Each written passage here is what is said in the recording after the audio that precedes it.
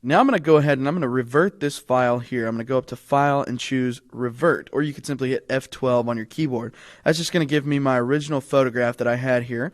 And what we're going to do now is we're going to talk a little bit about how to create a nice soft focus effect here on this flowered image. So first of all, we're going to duplicate this image by using Command or Control J on my keyboard.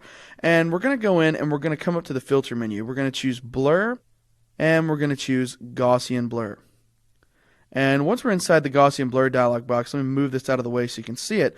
I'm going to increase the size of the blur somewhere along the lines of 8 or 9 pixels. Might even push it up to about 10 just to get a nice solid blur across the entire image. Now I can go ahead and click OK. And what we're doing here is we're going to now either change the blend mode of this, or we're going to change the opacity depending on which one works best. So we're going to come in here first and we're going to see exactly what the blend mode change looks like. So we're going to change this to overlay to start off with, and that's going to be a little bit too extreme for me simply because of the fact that it blows out a lot of those highlights that we've had there. So we can also try to look at soft light to see how that works, and we see again that that's still losing some highlight detail and we're not exactly getting that nice blurred type of image that we want here. So those are not always going to work, but those are two that you need to try when you first start to work on this type of effect. So we'll go back to normal.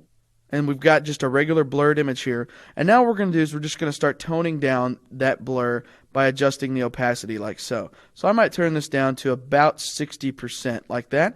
And you see there we're getting this nice kind of dreamy focus effect here on this photograph. And if I show you, here's before and after, you see there it's creating that nice little soft focus effect that you see a lot of times in the old days. Photographers would place Vaseline or some type of oil on their lens to get this type of effect. Well, now we have the ability to simulate that in Photoshop simply by creating these new blurred layers. However, with PhotoshopCS3, this is even easier because, as always, we can run this as a smart filter and get a little bit more control and also save ourselves a step in the layers panel. So I'll go ahead, I'll throw this layer away that we've created here, and I'm going to convert this back to a smart object. And now we're going to come back up to the filter menu, this time choosing Blur, Gaussian Blur, and we're just going to stick with that 10 pixel blur again. Click OK there. And now what we're going to do is we're going to come in here, we're going to mess with the blending options by double clicking on that little slider arrow right there. And once we're inside here, remember we have the ability to change the blend mode. So if you wanted to, if this was a different photograph, you could go in and try that overlay and soft light blend mode trick that I showed you. Or you could just simply come in here and adjust the opacity of this as well. So we're going to come in and we're going to lower the opacity to about 65%. And there you see we've created that nice, simple, soft focus effect there. And we can go ahead now and click OK. Now, once we get in here, if we feel like this is too much in some areas, we could simply click on the Smart Filter Layer Mask, and we could then go in and brush out those areas simply by painting black wherever we did not want that blur to appear. Or if we wanted to adjust the blur settings themselves, we could double click on the Gaussian blur layer, and now we have the ability to control that blur at any given time. So if I wanted to increase the blur, I could do so simply by doing that. That creates a pretty nice looking effect. Or I could tone it down maybe to about 20 pixels, and that's probably going to look a little bit better, and click OK. So you have a little bit more control when using smart filters, and it also saves you one layer inside of the layers panel each and every time. So that's a great practice to always use smart filters when possible, simply because of the space it saves and the extra control that you get with using those type of layers. Now I'm going to show you one more soft focus type effect that's really popular nowadays. I'm going to go ahead and I'm going to throw this smart filter away just for now. We're going to get back to our original image, but we're going to maintain that smart object because I want to use smart filters for this particular effect. So I'm going to go in now. I'm going to choose filter. We're going to go back to blur. This time we're going to choose radial blur. Now inside the radial blur dialog box here, what we're going to do is change our blur method to zoom. We'll go ahead and keep our quality setting at good. So now what we're going to do is we're going to adjust the amount of this. We're going to go ahead and push this up probably to about 100, like so. Now we can go ahead and click OK. And what this is going to do is going to go through here and apply this radial blur, which is going to be really extreme, and it's really going to ruin the photograph at first. However, what we can do now is we can come in here to the radial blur options, and we'll adjust the opacity of this first. So we're going to double click on the blending options here. We're going to tone down the opacity probably to about 75%, something like that.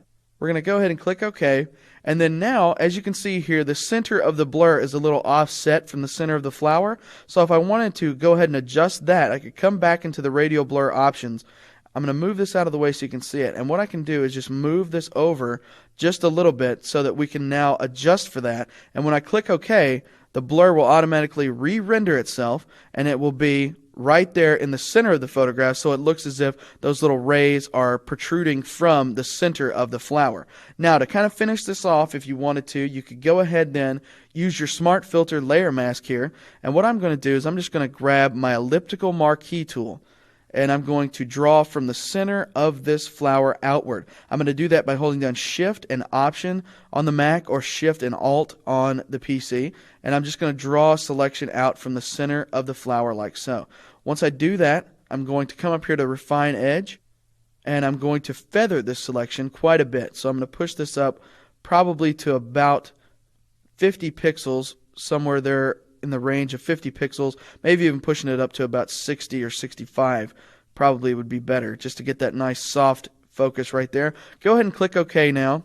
And once I do that, I'm going to make sure that I still have that Smart Filter layer mask selected. I'm going to make sure my foreground color is set to black, and I'm going to fill that selection of the layer mask with black using Option Delete or Alt Backspace on my keyboard, and then I'll deselect that, and you see we've got this nice soft focus but radial type blur emulating from the center of this image. So it's a really nice effect. It's really popular nowadays in photography, especially wedding photography. So if you want to use this type of effect, simply use those Smart Filter layers and you can create great and stunning compositions like the one you see here.